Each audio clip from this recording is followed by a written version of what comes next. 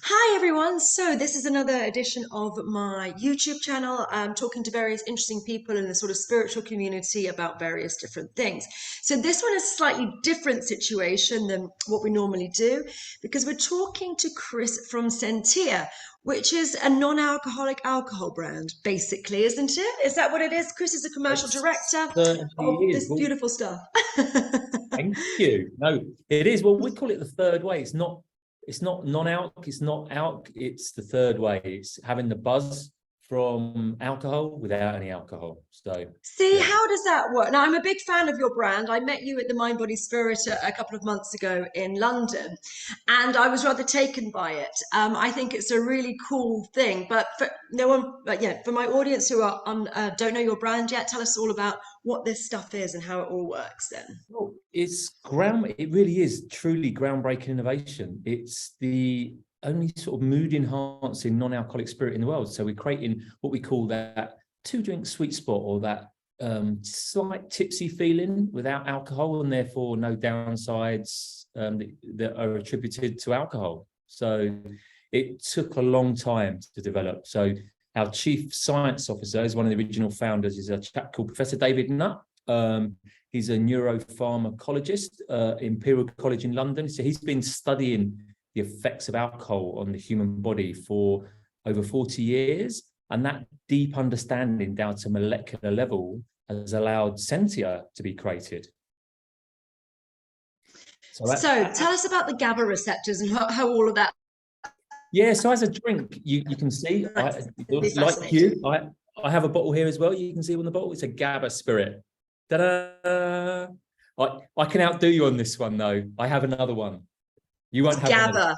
the You've latest, got a lot more of it around than I the do. latest version, Sentia Black. Anyway, Sentia Red. So yeah, Gaba spirit. So um, basically, it's the world's first GABA spirit. And GABA is a really, really, really profound neurotransmitter system in your brain. It's the one that controls your feelings of sociability, relaxation, and it manages your levels of anxiousness.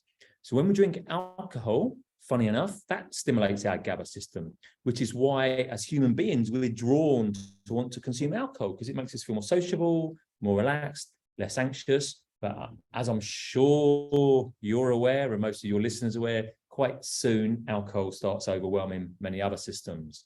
So Sentia has been created using a blend of about 15 all natural, organic, powerful plants.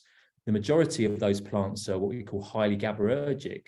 So basically, what our drink is doing, it's mimicking the effect of alcohol. It's stimulating the GABA system, giving you that nice feeling that you get from drinking alcohol.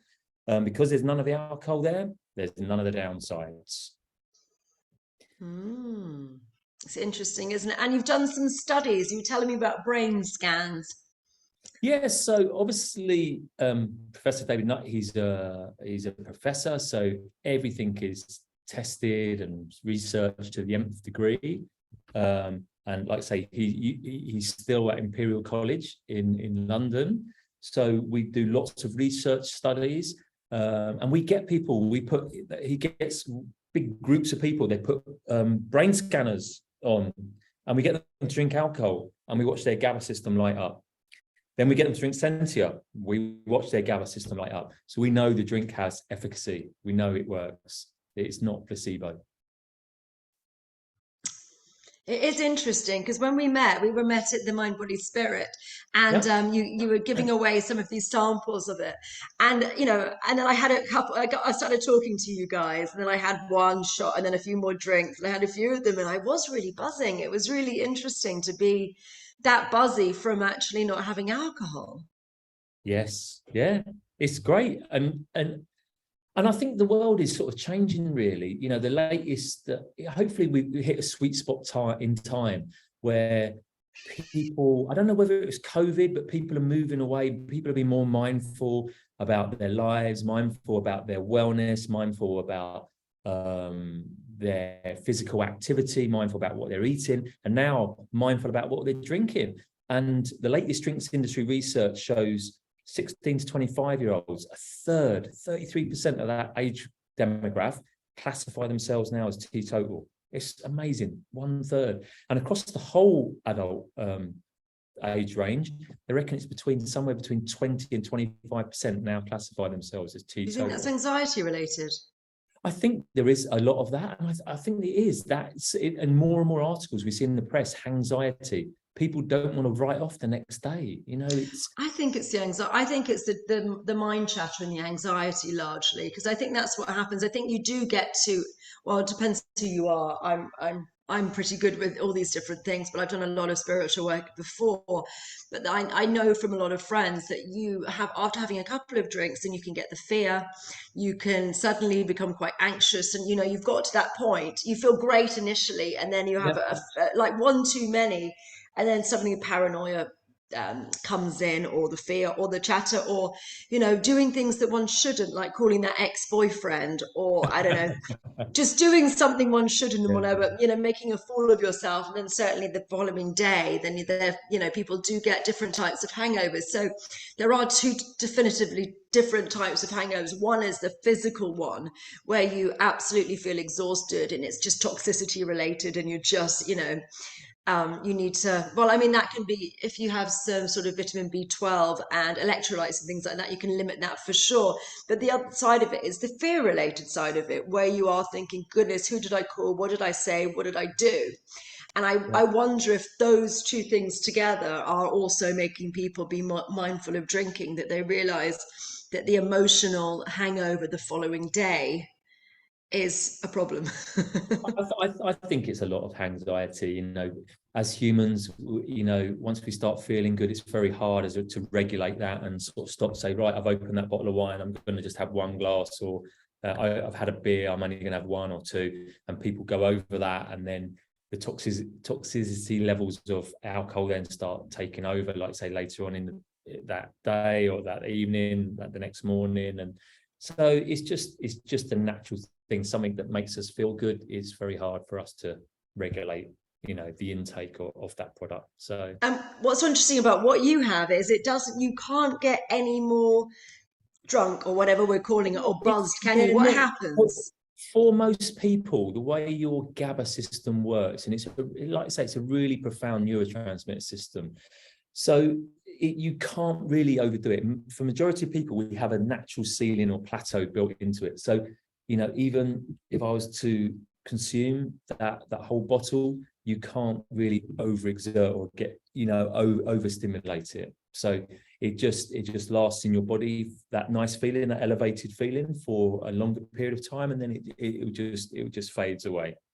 So yeah, you can't really overdose. I mean, I do think it's a really good alternative. I know that I've got a few friends who, a lot of my friends are now teetotal. Yeah. And there's a lot of people who used to be very rock and roll. They used to have a lot of parties. They used to be pretty wild. And they're now teetotal because they've just realized it's not that good for them. And also, it's not good for their mental health, because they don't always behave the best when they've had too much alcohol. It may be, so I know I've got one friend I'm just thinking of in particular, who was telling me that when she drinks alcohol, she drags up things from the past, like something, an argument that happened 10 years ago. It just overtakes her mind, and she will just be bitchy to whoever's around about something which happened a long time ago, which seemingly got over. And she's like, she just can't let it go, and she just keeps on going and going and going and going. And I think that's a real problem with people drinking alcohol. And I think it's a good reason for people not to drink alcohol. Yeah, and I look, I'm not a scientist. I don't know all of the scientific facts around that. And Professor Nutt, and I'll get him to come on your amazing podcast and show. I'll try and tie that up. Yeah. Go more into the science detail. But from personal experience, I know ex-partners that I've been with, and literally they'll say it on white wine, and they've tipped over the edge, and then all of a sudden this aggressive side comes out. They're not their real character, and they start saying things they don't really mean. And yeah, you see a lot of that. For me, I don't, since I became part of the exec team in the business, I haven't drunk for about 18 months. And you know what? I don't miss alcohol at all. And I've got a big group of friends, school time friends, that we still go out, we still meet up on a Friday night, get together, have a catch up. So there's a big group of us, and I'm the only one who doesn't drink. So it's really quite difficult, but I think it's getting easier now. I think you'll see now in lots of hospitality venues, on menu, in bars, that the non-alc sector is really, really growing Yes, but the now. problem with It the really is. non-alcoholic stuff, as far as I'm concerned, one, it tastes rubbish. It's just got no depth of flavor or viscosity to it. And then it also doesn't give you any sort of buzz at all. And I don't know, it annoys me because it seems to be the same sort of price as top spirits without any of the benefits of it. And you may as well be having squash. Yeah, and a lot of people do say that. And the problem is, production-wise, it's a lot more expensive to create non-alc drinks. So Really? the actual process for the ones that have alcohol in, taking the actual alcohol out for the ones that produce theirs that way, is really time-consuming and expensive process. So that's why it's on par with alcohol, even though there's not duty on the non-alc one. So it really is an expensive process. But yes, I know. And the other thing without the non-alc drinks is, as soon as you take the alcohol content out of the drink, it loses a lot of its mouthfeel and viscosity, like you say. So then what they tend, a lot of brands in the space do tend to sort of load it with sugar to add texture and mouthfeel and make it more palatable.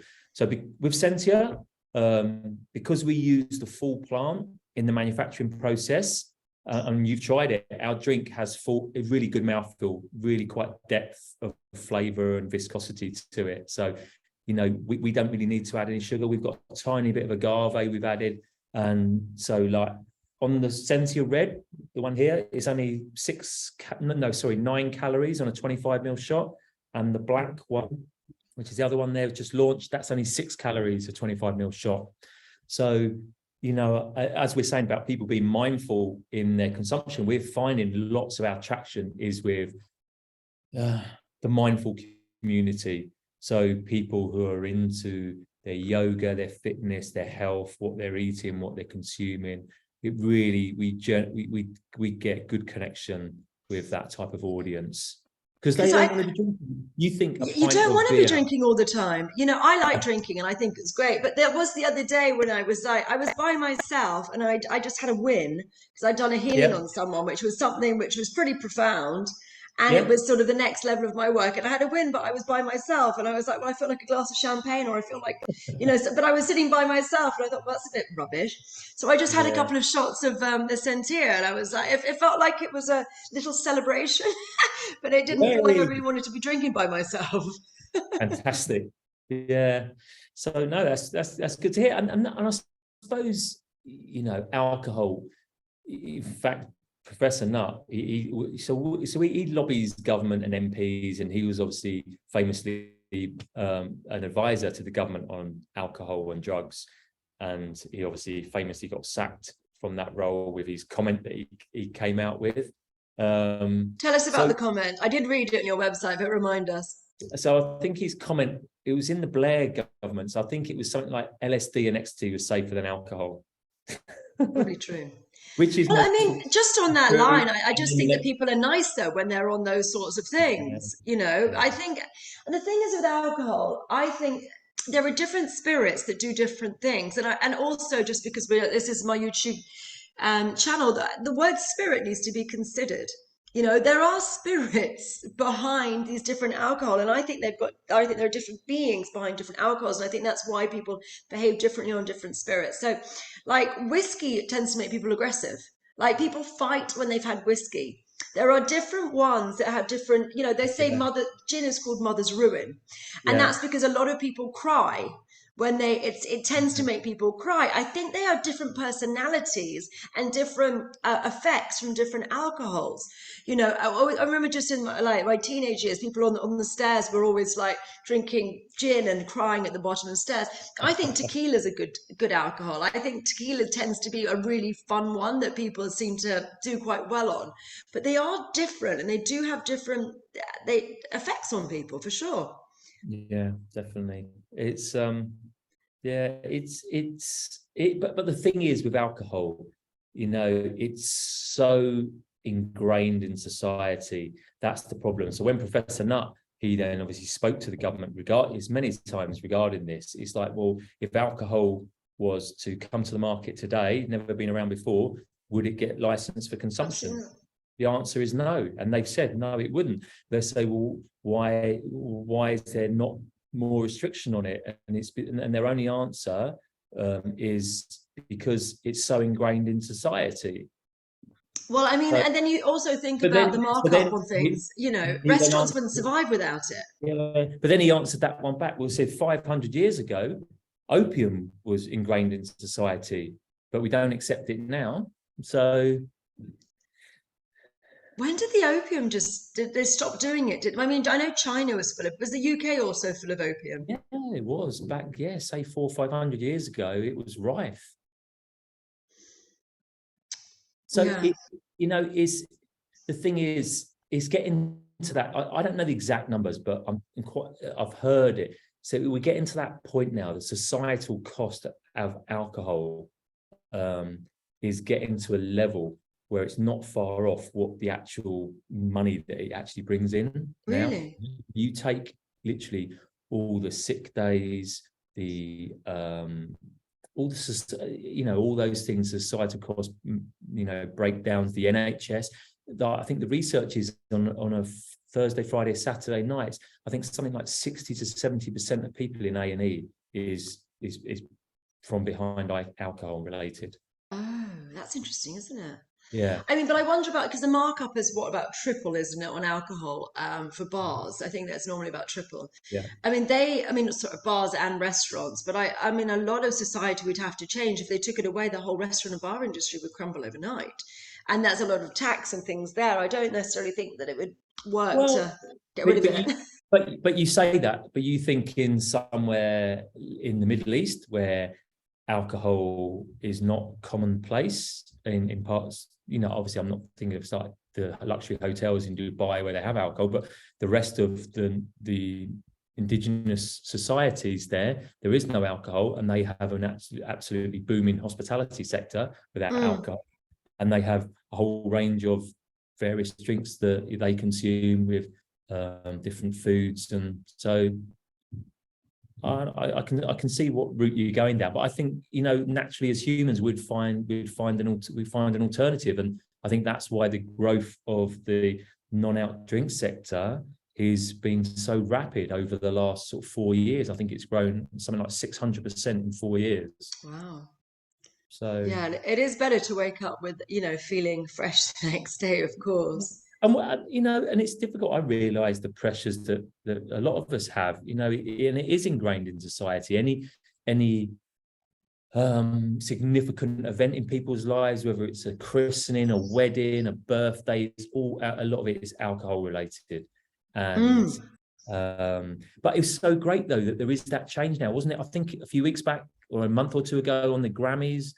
Well, I'm sure it's the Grammys where they had the first time where they actually offered an alcohol alternative cocktail to all the visitors. And a lot of this is social media led. So I think there's sort of some really high profile, A-list celebs who now don't drink.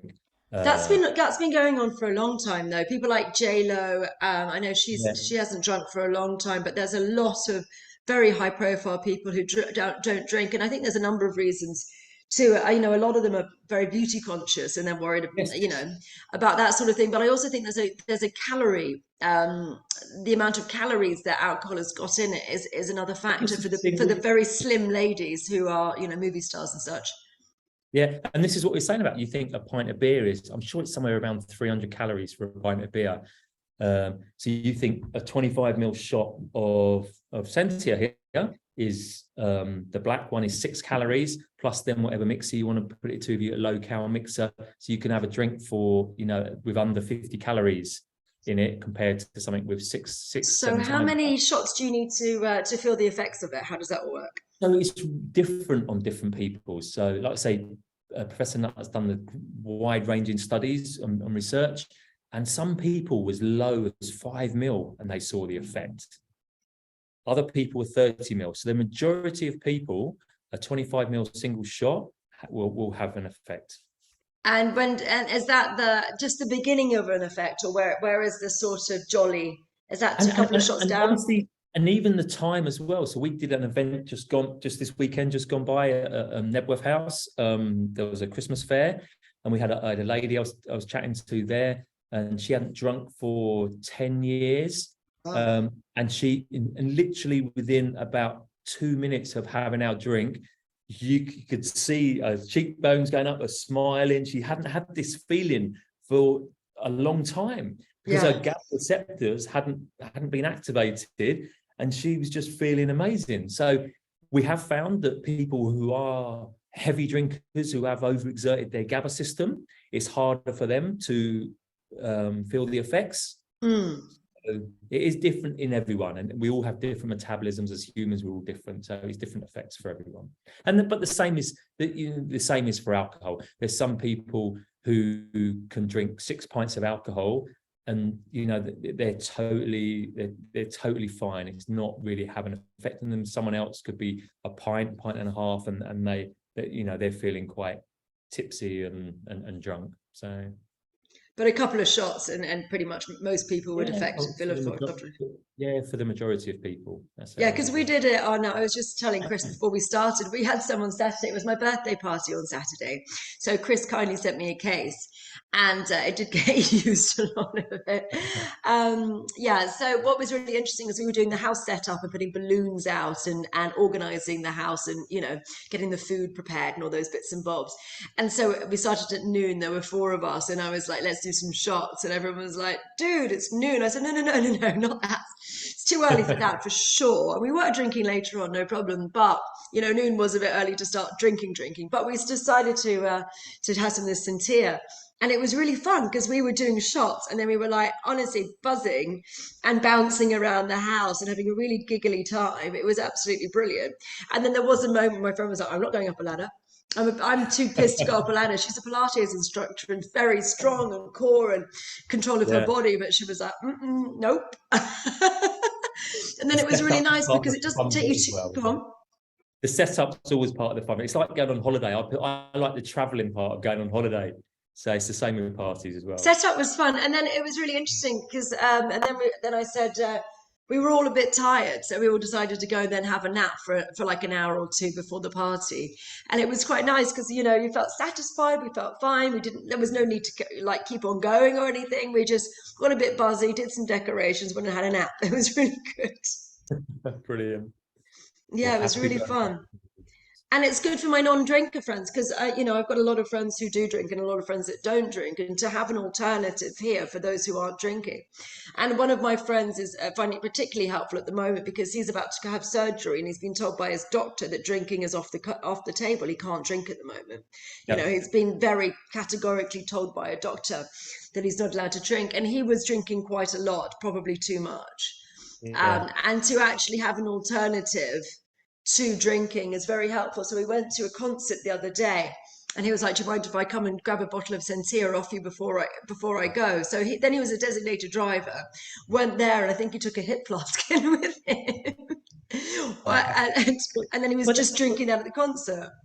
Yeah, so that's what the whole Professor Nutt, when he first studied medicine and became a general practitioner, the reason for Sentia's creation was he was horrified at the effect alcohol was having in society sort of 40 years ago when he first came into it. And his view was there's not one family who's not been touched by the negative impacts of alcohol within their family. So his whole life's work as a professor has been, the whole legacy he wanted to do was to create a compelling alternative to alcohol that actually allows humans to socialize but actually feel good without damaging their health. That's what he's managed to create with Sentia. So, because we're not anti-alcohol. We was chatting to you before. We're certainly not. But as a product, it is toxic. It is basically, that's why people say, "What's your poison?" It is a poison. It does damage, many parts of your body. So, and you can understand from what you were saying is why the younger generation and even the elder generation are moving away and considering their health and well-being. And like I say, I think people have a lot of well-being anxiety as well now, certainly after COVID, where they're changing their behavior because of something like COVID. And maybe that's why it's had such a rapid growth in the last 2, 3, 4 years, the non-out people stepping away from alcohol? I think it's saying, but I just think that as a pandemic of anxiety, and especially in the younger generations, because when I was a bit younger, no one really had anxiety. I Yeah, didn't know about it, but I mean, I'm 42, and I just didn't know anything about anxiety. There was never really a thing when I was in my 20s. Was it for yeah. you? No, no, Not no, it really. wasn't at all. It was just the culture. There was no alternative. I remember things like, if you were the driver, there was things like Caliber. I don't know if you'll ever remember that. That was a really horrid beer. You could buy in bottles, Caliber. Oh, it's horrendous. Now they've come a long way. Like some of the beers now, the non-out ones are very good. Well, extremely good, some of them. So yeah, it's come a long way. But I think social media has had a massive play on why people are stepping away from alcohol. And like you say, I think everyone's their own brand these days, like with Instagram and TikTok and all these social media platforms. When we were youngsters and used to go out, you'd be drink however many pints out with your friends, you'd be in the kebab shop at night, traffic cone on your head, chili sauce on your kebab, sick in the gutter. And this was the day before mobile phones. Well, And I'm glad no one was taking pictures of all of that stuff, because that I know, was horrific, wasn't it? We but were exactly, but that, hooligans back in the day. We are the yeah, last generation of the real I know hooligans. exactly. They don't know what they're missing out on. We did have some fun. Why have we got a sign next door saying the Crescent or something that's been? Where did that come from? So I think that's really sort of led people where they are their own brand. They don't want to get caught out. They all want to look amazing. They want to look beautiful. They want to look, and it's cool to be seen at the gym. It's cool to be drinking chia seed smoothies. It's cool to be doing health and wellness things, the growth of athletic wear, and to be a mindful consumer, pomegranate smoothies, all of that is all cool these days, instead of being stuck in a bar with loads of empties of pint glasses and wine glasses around you. With certain groups of people, is not perceived to be cool. So I think there's a massive sea change and like I say, a lot of this is led from I A-list think celebrities. anxieties, honestly, I just think people realize that they don't behave their best, and they Yeah. get social anxiety, because my point being that we didn't really, I think anxiety has just got so bad over the last few years, the last decade or two. It's just really engulfed a lot of people, sadly. And I think that people have realized that alcohol just heightens their anxiety. And if they've already got a base level, because I don't think we had anxiety, or it was just less well known, or people didn't suffer, no one talked about it 20 years ago. So Yeah. people now, many people have got a baseline of anxiety, and if you add alcohol to that, then it just makes everything a lot worse. So if you have any level of anxiety, drinking is a bad idea for Yeah. most, I would think, because it just makes them get paranoid and they get stuck in their heads. So that is not something which is good. And so I do think a lot of the reason people are less inclined to drink is just because they can't, that their emotions just overwhelm them. Yeah. And No, so, having an alternative to that, and having a bottle that you get the benefits of it, and you get that buzzy thing, because the buzzy thing is fun. yeah. Alcohol is fun. There's no doubt. I mean, unless you've got anxiety, or you black out, or you have different issues around it, alcohol, if you can handle it, is a lot of fun. So that's what you've created something which gives you the fun bits without the dirty bits, as it were. And that's, for us as a brand, we've got some exciting developments come through. So I'm in our head office here. We have a lab here as well. So our technicians working on other future products that are coming out. So we've got some really exciting sort of new products in the pipeline coming out through next year and beyond. So, because I agree with you. I think it's important for someone to have a drink where they have some sort of effect, some sort of buzz, some sort of mood enhancing, or drinks with benefits, whatever you want to call it. Yeah. I think it's important. Because it's sometimes we like rewards as well. So, a job well done, it's quite nice to have a little reward. And so you can have a glass of something, or if people have had a stressful work week or family life or whatever it is your sort of wind down. So if you Yeah. don't have that, and then you have to find other ways. I mean, meditation and various things can be done, but some people who aren't ready for that, Yeah. or it doesn't resonate with them in some way, it's nice for them to have an alternative to actually having that And, bottle of wine or whatever it and, might be. and we're finding from our customers, it's quite quite widespread, really, that, you know, there's not one type of customer. So we've got a lot of customers who are quite heavy drinkers, and, you know, during the week, they still want to feel good and have a nice effect and not feel like they're having an adult drink, but not to have the after effects the next day. So they drink Sentia. And then we've got a lot of people who are complete teetotal, don't drink, and they'll just drink Sentia because, again, you know, they just don't want to drink alcohol, and, you know, but yet they can feel that nice elevated feeling. So. And that's beautiful. Okay, so talk me through how it works. So how do you drink it? Firstly, we've got this one here. This is So Sentia Red, super versatile. I'm not here's sure if if people can David on see it. it. So look at this. I've got some You've brand got bits you've as got the well. paraphernalia. So all of the stuff's on our website, lots of the ingredients. So you can see it mixes beautifully in a whole range of drinks. So signature serve is with just a premium tonic. So something like a fever tree works beautifully. So single shot with a fever tree. But then you can create beautiful drinks like a sour. So that's Sentia with lemon juice, agave, and some grapefruit bitters. They're delicious, one of my favorites. Then our version of Sex on the Beach, our version of Tequila Sunrise, straightforward mojitos with mint leaves, sugar, lime wedges, passion fruit martini. So it's super versatile. So there's some of the newest ones, some of the mixologists have come up with, which are absolutely, it's one of my favorite, is the Negroni.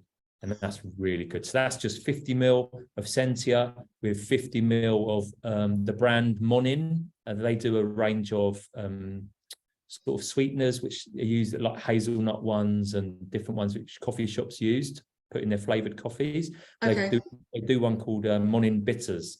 It's delicious. Have that on ice, Sentia, Monin Bitters, burnt piece of orange peel, absolutely knockout. Does it work Really with the other bitters? What's it called? The normal one, Angorous bitters. Angostura bitters. The only thing with Angostura bitters, I think that's It's got got alcohol in it. Yeah. So, but a lot of bar people we tend to talk to, Sentia reminds them of Angostura bitters. They do get that. And funny enough, in the trade, lots of the bar people we're talking to, the whole, and this has actually amazed me. I spend a lot of my time in the on-trade side, and the amount of bartenders now who don't drink. It's a Really? lot of people. So we're some of the pub groups and bar groups we're talking to, they're now on about taking Sentia so they can give their bartenders Sentia throughout the night instead of them having shots of tequila or other things. Well, you don't want to be drinking every night. I know I've got a lot of friends who are DJs. Yeah. Actually, it might be interesting to tell us to some of them as well, because I've got, you know, and they are, you can't be drinking every night when you're out, you know, it's just too much. But it is part of the culture for DJs to be out and to be drinking. And so if you've got an alternative which also gives you that buzz and gives you that confidence, then that's a really good thing. Yeah, definitely. Yeah. So yeah, so it's another really good drink is a daiquiri, works really well. So the beauty of our drink is that it's all of the bits where it's vegan, gluten-free, fair trade, organic, zero allergens, no added sugar. So it's sort of answering a lot of the things people are looking for in their lives these days. You know, Yeah. And what about it's the black one? So I didn't even know about the black before Chris came yes. on today. So tell me This about the is black. this has only been available a couple of days. So we had it Oh, at the show at the weekend. So it's my favorite. It is absolutely delicious. So this is more peppery, earthy, malty, woody flavor tones. Very, I would say, sort of whiskey-esque. So it's got a ooh. real burn when you have the drink, and it's just delicious. On the rocks for me is at the end of the day that works really well. But also into a lot of dark cocktails, it works well.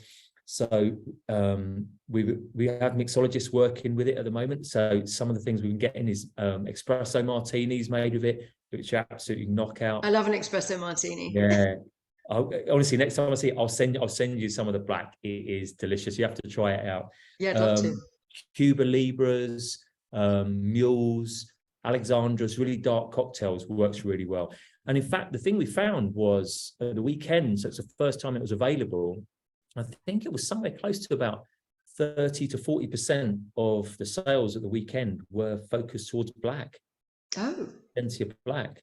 So So you're giving demonstrations, that you're giving samples of both of them, were you? Yeah, And people, so we had samples of cocktails using Sentia Red and samples of cocktails using Sentia Black. So yeah, so it was about a 30% uptake in sales on the Sentia Black. And one of the new ones in the new year, Sentia Gold. So that's oh, more, so you're having a whole product range, are you? yeah, so that's more celebratory. So that's more on the citrusy, gingery flavor tones. So yeah, that's a really exciting one, and it's delicious as well. That's a really one. And so How that many have you got in opens. the pipeline? Oh well, it's top secret. I can't give it all away. So they're coming sort of through the mid part of next year. Then you'll see other drink variants with the same botanical technology that we have incorporated into them. So And no one else is doing this yet. Not to the level where ours is backed by science. So there are other drinks out there that claim to have effects, and what we're doing is really quite technical. It really is. It's, you know, people know, a lot of people in the sector know the effects of certain plants, and we all know that powerful plants through thousands of years have had really good beneficial properties for our bodies. But the actual way of making them work to give them the efficacy to cross the gut blood brain barrier is really difficult. Right. So that's what's taken the professor and our science team and our plant alchemist a long time to get that right, to actually make sure it goes on that full journey from when you sip it down into your gut, to cross the gut barrier, to then get into the bloodstream, into your brain, to light up the GABA receptors in your brain the same way alcohol does.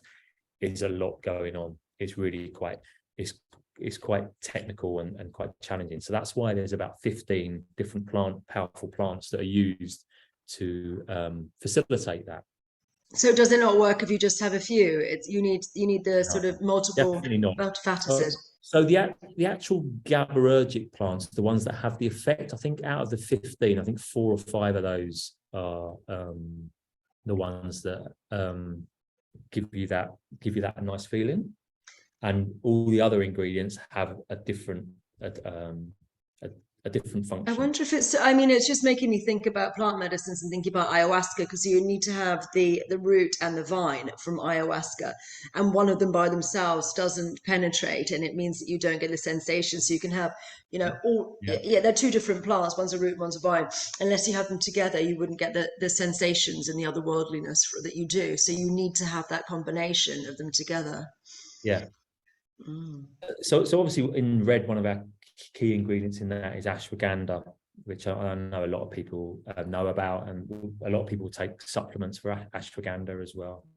So it's so everything in there, like I say, is very good. You know, it's a good product for you. So yeah, so it's got sort of natural benefits as well, like supplemental benefits as well, hasn't it? Definitely. So we don't talk about that as much. So for us, our mood enhancing, the effect without alcohol is our key sort of strap line and key message, really. But the actual individual ingredients have really good properties for you as well. So for lots of different health benefits. See, that's the USP, isn't it? That's got a unique selling point on it, because I don't think any alcohol could possibly claim that it's actually good for you ultimately long term. Yeah. Yeah, and this one, even if you had it, so it's safe to have every day.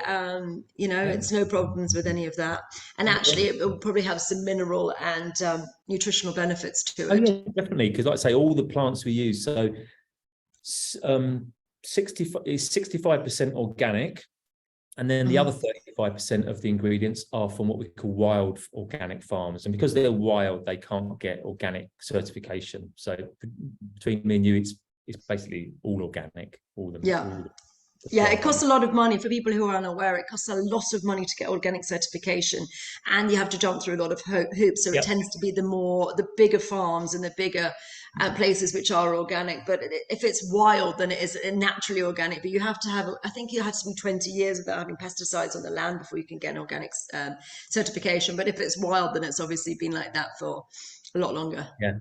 Yeah, exactly that. So obviously the raw ingredients that we use are expensive, really expensive ingredients. So, you know, in a way, when people sort of, you know, and this question comes up a lot about the cost. So we're sort of priced at a sort of premium spirit price, but I don't know if you're aware, alcohol is actually quite cheap to make. Something like gin, vodka, those things, they're quite cheap to produce, really. They're, you know, a lot of times it's sort of rotting vegetable matter, really, that this creates the alcohol. For us, you know, we're using really expensive, powerful plants, but a lot of them come from Southeast Asia, from that region. So, you know, the raw ingredients, the cost of goods and bringing those ingredients in, and the way we actually utilize them in the production process, it really is quite time consuming as well. Where's it made? Is it UK made, or what do It's you make? UK made, yeah, in Buckinghamshire. That's nice. In Milton Keynes, so not too far from where our head office is. That's nice, isn't it? So you import things just, yeah, from Asia, Yeah, mainly Southeast Asia. yeah. That's quite fun. I'm And excited to see your new range and these new bottles coming out and seeing what they yeah, will taste like. I'll send you some sneaky previews. But so a lot of the ingredients, we know where the farms they come from, so they're all fair trade. So we pay a fair price for all the ingredients as well. Good. So we think that's, you know, it's really, really important as a brand these days to, you know, to consider, you know, the hard work and the efforts that those farmers have put in to produce a high quality product. I know, because that's lacking in a lot of the major brands at the moment. It's pretty appalling the way that farmers are treated globally. Yeah, and again, that's big shareholders, isn't it? That we was chatting about earlier. It's demanding sort of more profits, more dividends. It's always accountants run the world, and that's a real big problem, that accountants run the world, because everyone's always looking to increase their profit margin. And, you know, unfortunately, these things, you can never always increase it every quarter, and that's what they're demanding. And so to actually make ever increasing profits, and they end up making, you know, it has to come from somewhere, and often it's screwing over some of the people in the production line. Yeah, definitely. It's not ideal. So, okay, so where can we find your product? So it's on your website. Where are you distributing to? Where can we find you? Where can people experience Sentia? So online, we are sentiaspirits.com. So we're on there. So at the moment, we've joined in like the crazy world of the Black Friday, Cyber Monday weekend. So at the moment, it's 20% off as well with complimentary shipping, and we've just been inundated this last weekend. Unfortunately, this isn't going to be going out today, so we're going to miss that deal. Yes, you will. So it's available on sentiaspirits.com. We're on Amazon, and there's other. How much are you on Amazon? So it's priced at just under £30. So it's aligned with our website as well, our website price. And I'm just trying to think. So there's quite a few specialist non-alc sites out there, like Dry Drinker, Wise Bartender, a few others. So we're on those. We're in Planet Organic. We're in all their stores in London. That's good. That started a big promotion with them through December and January as well. And we're talking to some other sort of key, sort of prestigious big retail partners. And then we're scaling out on the on-trade side with we're in quite a few really nice Michelin star restaurants, 5-star hotels, halo bars in London, in Bristol, in Brighton, in Leeds. We're just talking to a few in Manchester at the moment. So we're just scaling out and you know, across the country, getting our message out there. We're trying. How long have you been around for?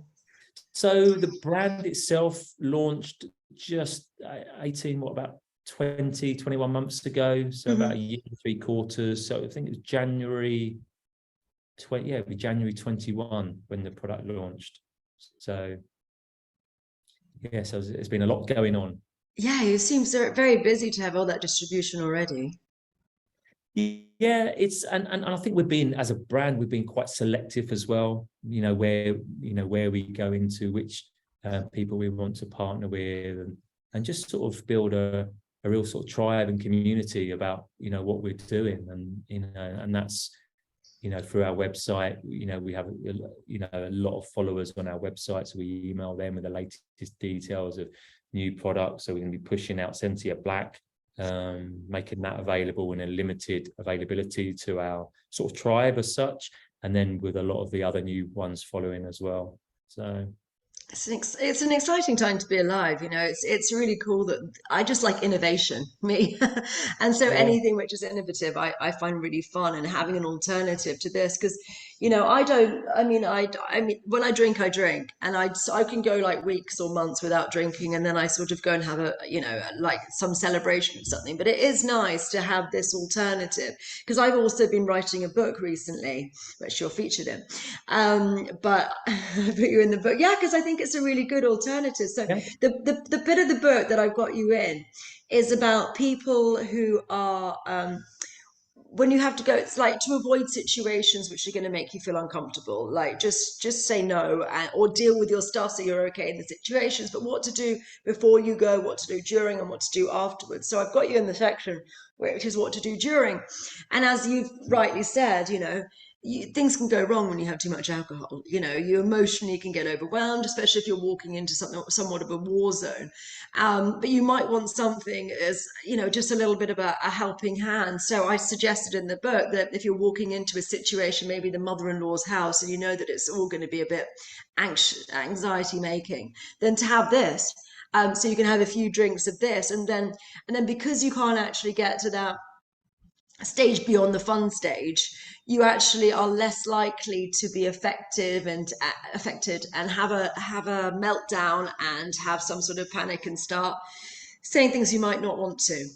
So that's why I put you in the book, because I just think I've got like 15 different things that people can do, but that was one of the key ones, because if you can avoid those situations in your own mind, when you can't avoid them in the physical, you can avoid them mentally and prevent that damage from occurring, then your streets ahead. It's a really good way of changing the reality of Thanksgiving or Christmas and all these different situations, which might otherwise be quite traumatic.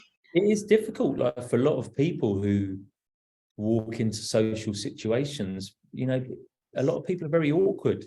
Yeah. When you walk into a party or you walk into a bar, and the first people just you see it. Human psychology. They get dashed to the bar. They don't want to look around too much. They want to get that drink, that comfort, and have that. We call it the Dutch courage. Have that drink.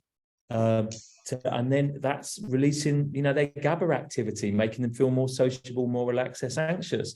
And that's why, as humans, we're drawn to want to consume alcohol. It's a natural thing to want to stimulate our GABA system. And it's the same with animals. So you'll notice lots of animals are drawn to fermenting fruits, because they get the same, because it's alcohol is sitting there within that fermenting fruit, and it makes them feel that nice feeling. So lots of animals do it. So it's widespread across the animal world as well. GABA is a lot of animals, big mammals, that have really high levels of GABA in them as well.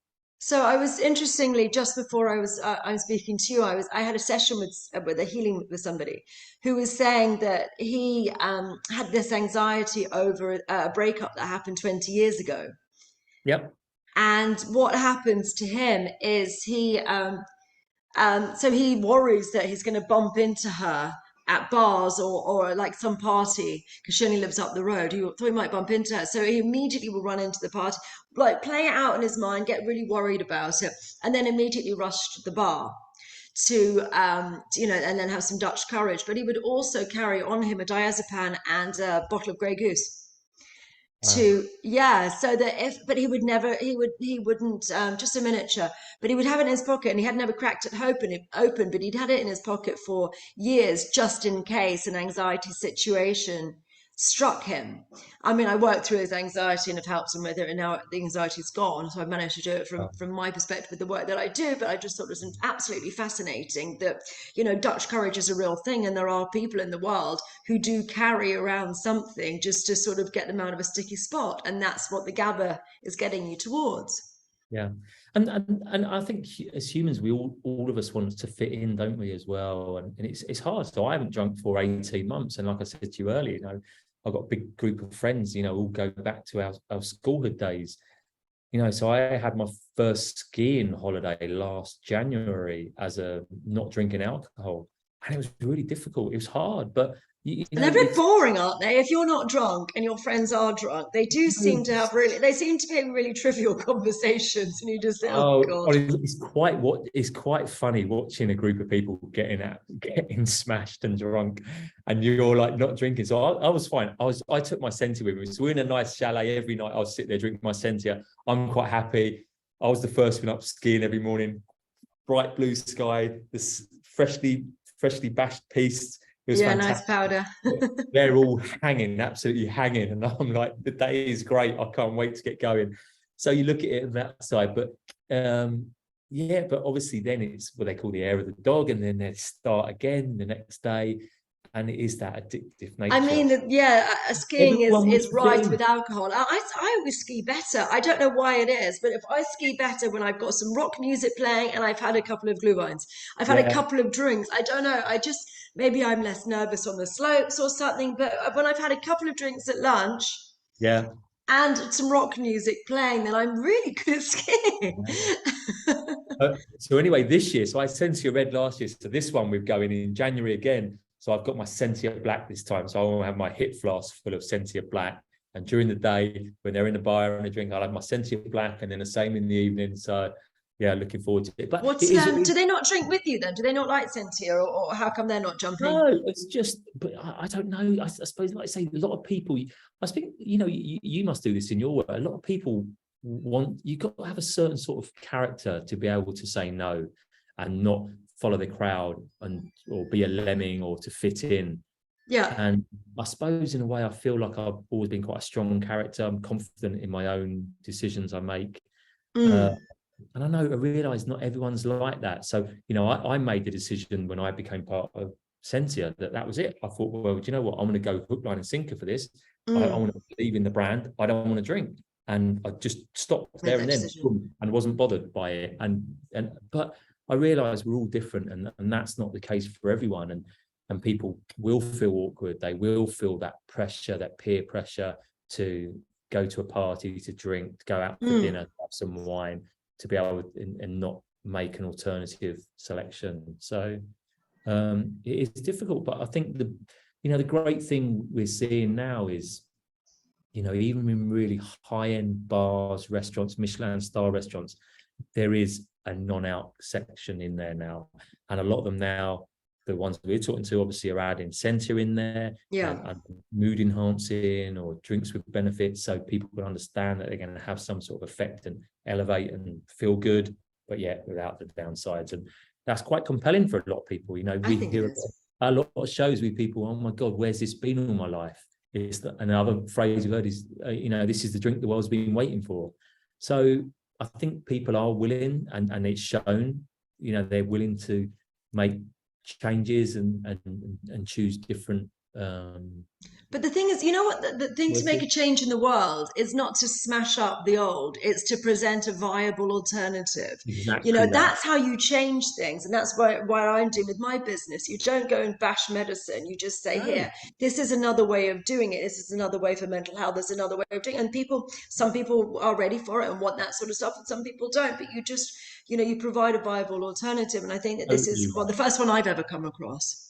I totally agree, and that's why we're not anti-alcohol. And me personally, I'm not anti-alcohol at all, and I think it's perfect personal preference, and that's the way it should be. But like we're saying, but for when people want to drink champagne or want to drink beer, want to drink gin, then that's fine. But when they want an alternative or a compelling alternative, give people what they want, and that's But that's it what we're is really good because I mean, one of the so for me writing the book, I know that I find it harder to get into a flow state, which is a writing state. Once I have to be sober for 2 or 3 days to be able to go into full flow state to be able to write effectively, which means, because I've just wrote a book in record time, it was completely nuts.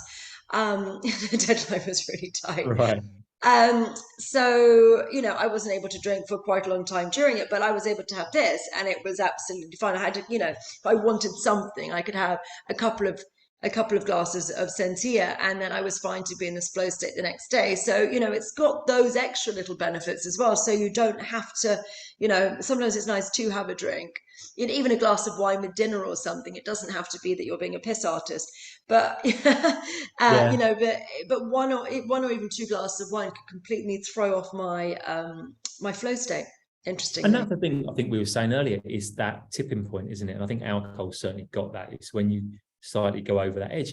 And you look back in history, some of the most creative people with substances they take, whether that's Van Gogh or whoever it was, Picasso, a lot of these really creative people would use various substances to sort of unlock that sort of creative side to them. But it's hard to say one thing works. We're a planet of 8 billion people and we're all different, and there's not one thing works for another person. And I suppose that's why as humans I think we should all try and make decisions based on what we think is right for us, really, instead of following, none of us are a complete duplicate of someone else that's on the planet and the way they would live their lives, things they've got in their lives or what they want to achieve in their lives. And it's choosing things that obviously suit you really and your personality. I just think it's options. I just like options. And if it works for you, then do it. And if it doesn't work for you, then so what? It doesn't matter. It doesn't have to be, not everything has to be for everyone, but at least if you've got options. And I've just had a bar installed in my house, in fact. So, yeah, so it's really, it's like this through room. It shouldn't make sense to be anything else. So it's nice to have some of the Sentia behind the bar as well, which just gives you options. I just like options. And then if you feel like you want the champagne, have the champagne. If you feel like you want the Sentia, have the Sentia. Oh, No problem.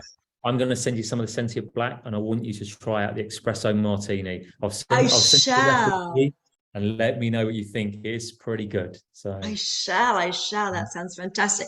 Okay, cool. So I know you need to get back on to your day. Anything else you want to leave with everybody before we say goodbye to our lovely audience I was today? going to ask you, tell me more about your book. I know the book you're writing. So tell me about that. It's yes, it's an interesting book. Yeah. It's a modern day guide to energy healing. So it's got lots of different things about, how I view diseases to be. It's got lots of tips and things to make it quite accessible to people. So what to do in different situations, how to connect with nature, it's got 10 chapters, which are all about sort of different things in the field of energy healing. So it should be quite accessible. And then it's got some more sort of ancient, more hidden wisdom as well. So it's trying to sort of bridge about various different things. So yeah, I got a book deal and we're launching it at Mind Body Spirit in May with any luck. Sounds great. No, I'm a great believer in that. A lot of our ingredients come from the Ayurvedic sort of background. So people knew the power of plants for thousands of years ago. So Yeah. what's your view on that then? Obviously using powerful plants and sort of medicine as healing. Well, do you know what? I mean, yeah, I think healing plants have got their place. I mean, interestingly, I remember reading Graham Hancock a few years ago, and he was saying that he thinks all art and religion is based on plant medicine, Mm, interestingly. So he says that there are various different how does he phrase it? All the cave art that is in the world has similarities from it. And a lot of them are, they might be sort of picturing things which were local to them, yeah, but a lot of them have these wavy lines, yeah, which he thinks, and they've all got them universally, but normally they've got sort of local stuff. They have these wavy lines universally. And he thinks that was people sort of tripping, taking plant medicine and actually going into an altered state of consciousness. And he thinks that what they did was when they're in an altered state of consciousness, they were connecting with spirits or ETs or something. And actually, a lot of their wisdom was coming from them. They were connecting to God or whatever it might be, but their wavy lines are universal across the cave paintings. So he thinks everything to do with art and religion started with plant medicines in some way. So I think that's interesting. I think that everything's got a place. I think that ayahuasca was very interesting. I think that all these different plants are very interesting. I it's still putting an intermediary into doing the work. So the work that I do It's high level magic or fifth or even seventh dimensional work, but Yeah. it's not needing to have an intermediary to do it. So I think we're all gods and goddesses who have no idea we're gods and goddesses. And I dissolve the emotional reasons which cause the disease, which are disease and neon signs telling us where we're blocked emotionally. So I just go straight to source, delete that, all that resonance, and then the diseases, with any luck, start to fall out of people. Now, plant medicines, like, it's quite similar process to what ayahuasca does, but ayahuasca is a lot more aggressive and you have to do it several times, but it intrinsically makes you see where you're stuck and dissolve the resonance from it. So it's got some really big overlaps there. And I do think all these plant medicines have got their place if they're taken responsibly. But I think we can do it better. But I also think that plants can be very, very helpful in a lot of different ways. Definitely. Well, obviously, Professor Nutt, when he when he got sacked by the government, so he set up drug science, which is all about using natural forms of plants and drugs to address. Do you know what would be really interesting? I don't know if you'd be interested, but maybe ask Professor Nutt, because what I do is dissolve the emotions which are stuck in people's energy systems. And I reckon it can be seen on brain scans, although I've not researched it, because I can have someone in grief and I can dissolve all of their grief all in one go. And Yeah. I think that would show up, or like I think it would show up on someone's brain scans. So obviously, he's been involved in the psilocybin trial, Oh, which they did on, obviously, from the mushroom, yeah, yeah. and I think the results were announced, it was about 4 weeks ago, and I think they had the initial results, and they tried it in about 5 different countries around the world, this study, and I think it's had 80% success rate In depression. curing long-term depression. 80%. And Yeah, I've you're done that quite a lot of times, and I've done depression loads of times on people, and sometimes it can dissipate in 10 minutes. because when obviously I chat quite a bit with Professor Nutt, and he was saying your brain is just a big mass of chemical reactions that are Yeah. going on, and our brain is so powerful. You can imagine all of the computers on this planet. Our brain, one person's brain, is more powerful than all the computers on the planet. That's quite Wow. mind-boggling. So it's such a powerful instrument, our brain, that we actually only use about 10% of its capacity because it's so powerful. So then what it's doing, a lot of the pathways and neuro pathways in our brain get they get fenced off. So people with depression, and then it starts shrinking even more. So obviously, I think from watching the actual program about it, the psilocybin drug trial, the psychedelic drug trial, it was on BBC Two. It's a really good watch, and he's on there, and that it was showing in it opens up people's pathways. And then, because obviously that's what's the long-term depression is, they're getting stuck in this little world. As soon as you It's the open that emotion world up, compressing. Yeah, it does compress you. Basically, depression is, according to Chinese medicine, is repressed anger. So what happens is you have loads of like angry situations, and it just piles up, piles up, piles up, piles up, piles up, and it compresses you. And what I do is dissolve the emotion. Emotion is energy in motion. What I do is I tap into that and just literally get rid of all of that simultaneously, and then people's depression lifts very, very quickly. fantastic. So he Yeah, might be quite fun for me to play with and like yeah, do some trials with definitely. or something. I'll sort that out, definitely. Because it'd be fun, because I can do it. I mean, I can come down or I can do it all Yeah, online, but I can show people, because it happens, and I can do healings on 12,000 people in one go. I can do quite a lot. Yeah, brilliant. that's where I'm at. I mean, Amazing. I did a healing the other day, and I worked on various different people with various different illnesses simultaneously, and lots of people's illnesses dropped out simultaneously. I had someone who had knee problems for 50 years, and I did a healing on her and a group of other people, and her knee problems completely dropped away and were completely healed after the end of the session. And I've got a little video from her running up where Game of Thrones was filmed. She ran up that mountain with zero knee problems after having a horse riding accident 50 years ago. And there was someone else who had digestive issues, and that was completely gone. And there was someone else who had a chronic illness, and that was completely gone. Just by, dissolving the emotional reasons behind it, because all diseases are a neon sign telling us we're emotionally blocked. Find out what the emotions are, dissolve all of that, and suddenly diseases drop away. So how's that for job satisfaction, hey? Really fun. Hey, that's It's really brilliant. fun.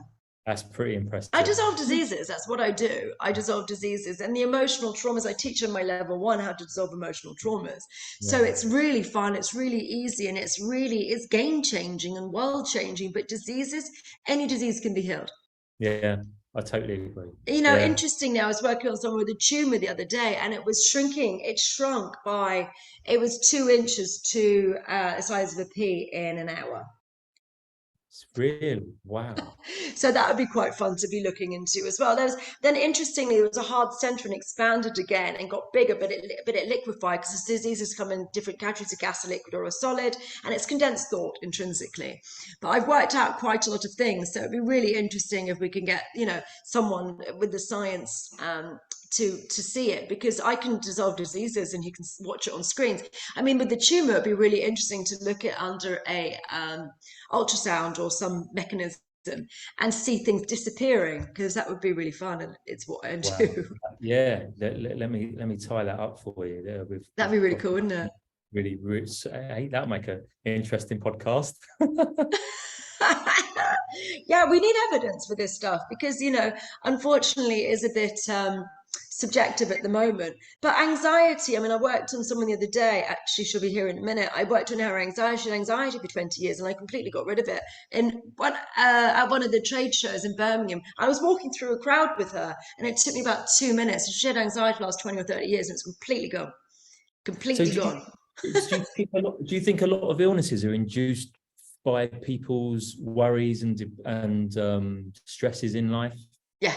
No, that's the only reason for illness. Yeah. Illness is compounded thought, and it's okay. I'll explain my grand theory of disease.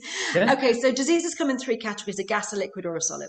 Gas-based diseases are thought-based diseases. When you hang around somebody who's anxious or depressed, you spend 2 minutes with them, and they make you feel anxious or depressed being around them, right? So they're literally radiating these emotions. You walk into a room after an argument, you can cut the atmosphere with a knife. You can Yeah. feel it in the air. The air is pregnant with emotion. So Yeah. that's a gas-based disease, as a thought-based disease. So thoughts are gases, right? So what happens is you get a liquid-based disease. A liquid-based disease, chronic pain. It moves. Sometimes it's 10 out of 10, sometimes it's 2 out of 10. It's your backache moves around your body. It's not in exactly the same spot, exactly. It plays like a fluid. Or Yeah. a cyst, it's a literal ball of fluid. Yeah. So there's your liquid-based diseases. So what happens is, how do you go from a gas to a liquid?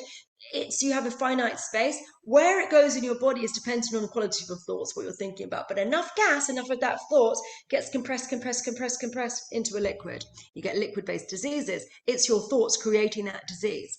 Or you've got a solid-based disease like a tumor. It's rock hard. You press a tumor, it's hard as a rock. But all that is more and more and more of that gas compressed. It's thoughts cause diseases. That's the only, well, it's the major reason. There's some toxin factors as well, but it's your thoughts compressed. So what I do is dissolve the resonance with those thoughts, and then diseases fall out of people, sometimes instantly.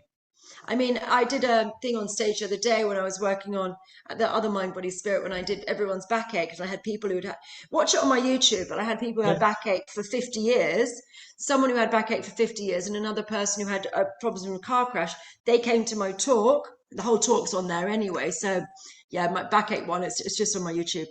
And it completely disappeared. These diseases fall out of people. People have had for decades. They fall out of people instantaneously.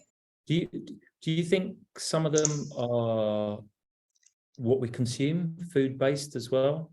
I think don't have loads of toxins, because I mean, consuming poison is intrinsically stupid because it Yeah. puts more pressure on your body. And then, but I think the biggest cause of disease, and the major thing, is about stress. And you think about your nervous system, and what happens is, if you're in your fight flight, what happens is you can't do any of the rejuvenating work inside your body. Nothing can grow, nothing can heal. All you're doing is your energy goes to your arms and your legs, so you can run away from that tiger.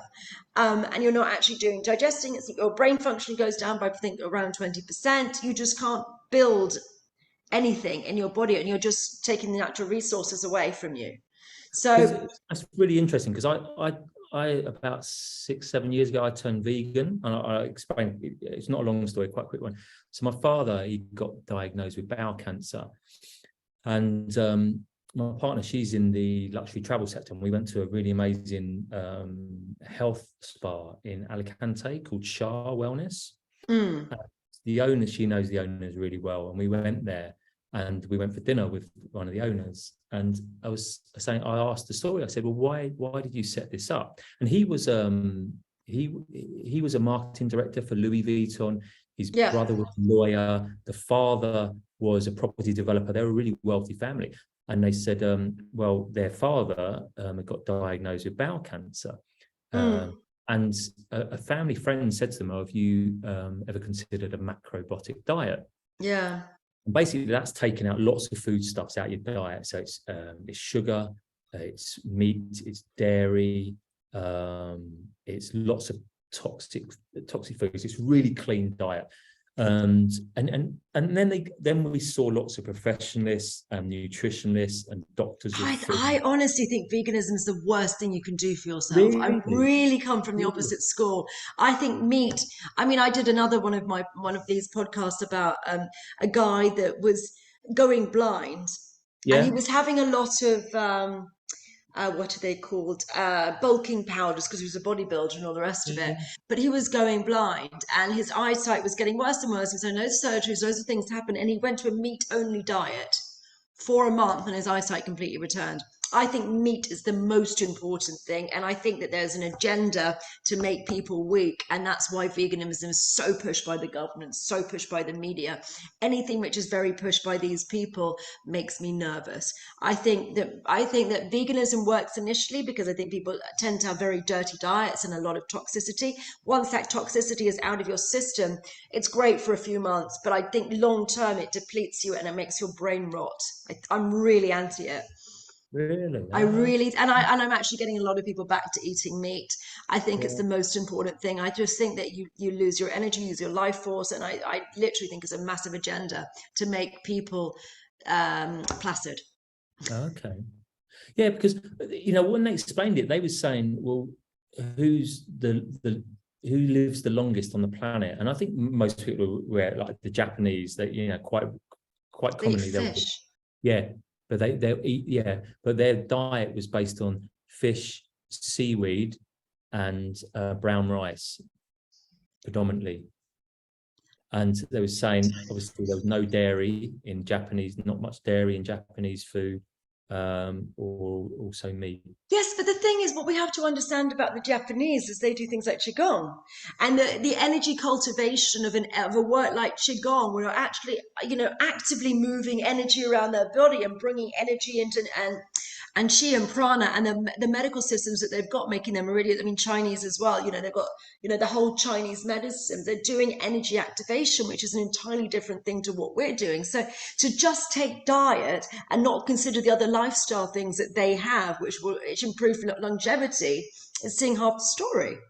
Yeah, They have energy practices. Look at yeah. all the martial arts. Look at the other things that they do in energy cultivation. It's not just diet, I would 100%. say it's never just one thing. It's a whole lifestyle thing.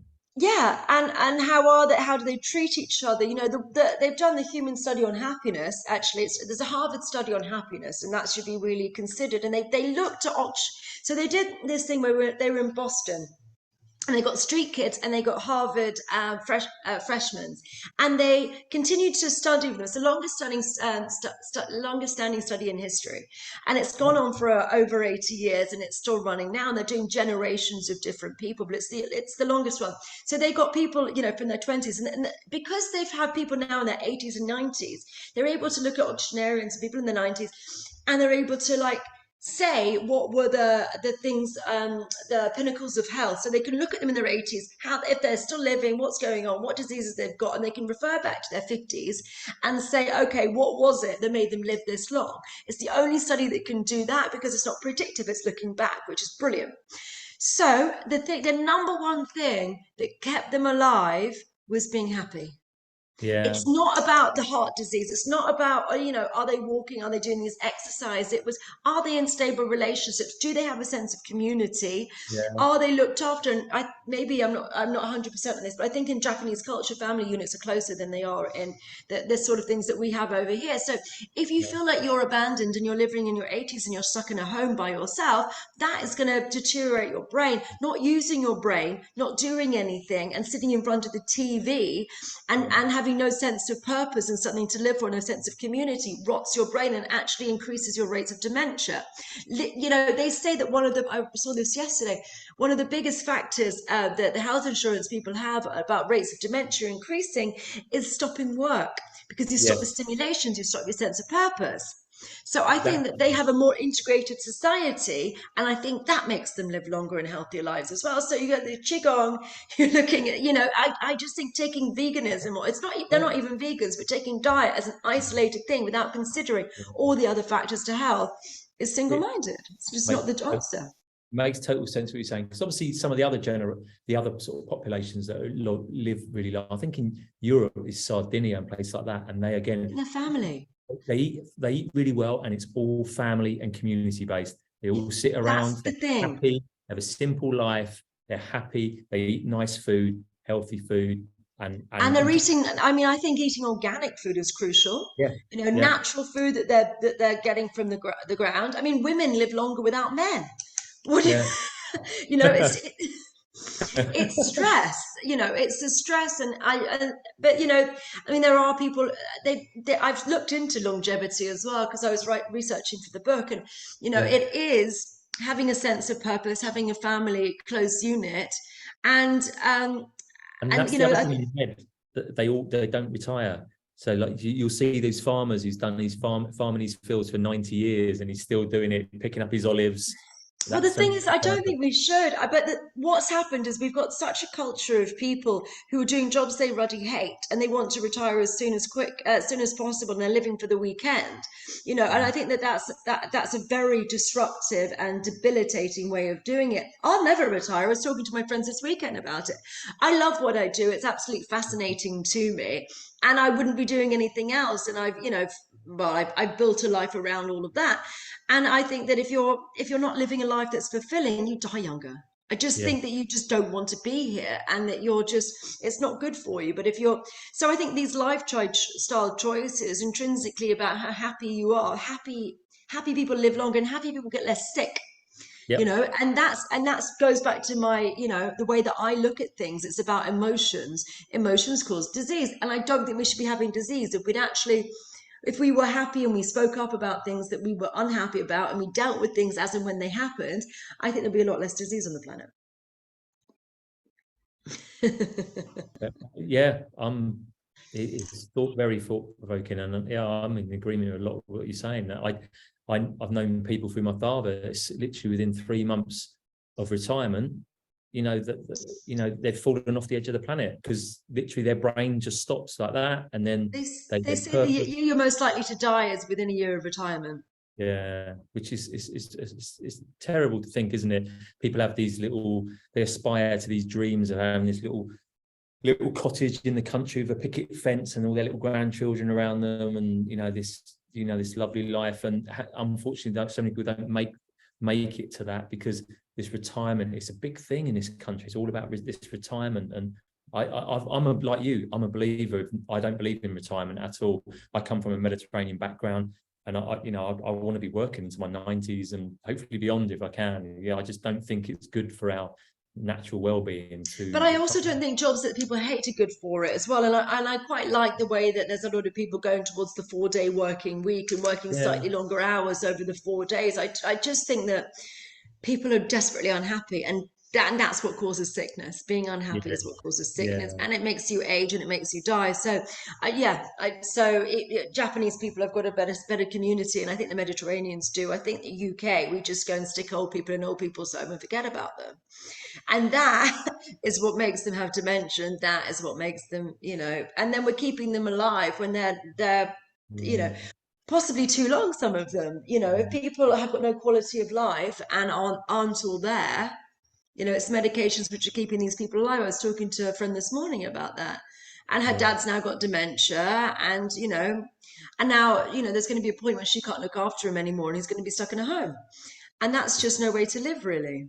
You don't want to end up like that, really. It's yeah, that's my biggest fear. I think, I think I'd rather take a trip to Switzerland and to a special clinic than sort of live a life like that in a care I know, home. but the problem is, by the time you've got to the stage of that, then you don't know Yeah, the difference. you don't have the So choice. you lose those life choices, don't you? So Yeah, and then you don't want to be stuck in a tube and killed off. So you've got those brat kids get the inheritance. You know, it's really difficult, those things within euthanasia. But I don't think people actually do want to die. But I think that we could, I don't know, if we just stimulate people and get them to have better mental health, but if they have better mental health, they have better physical health.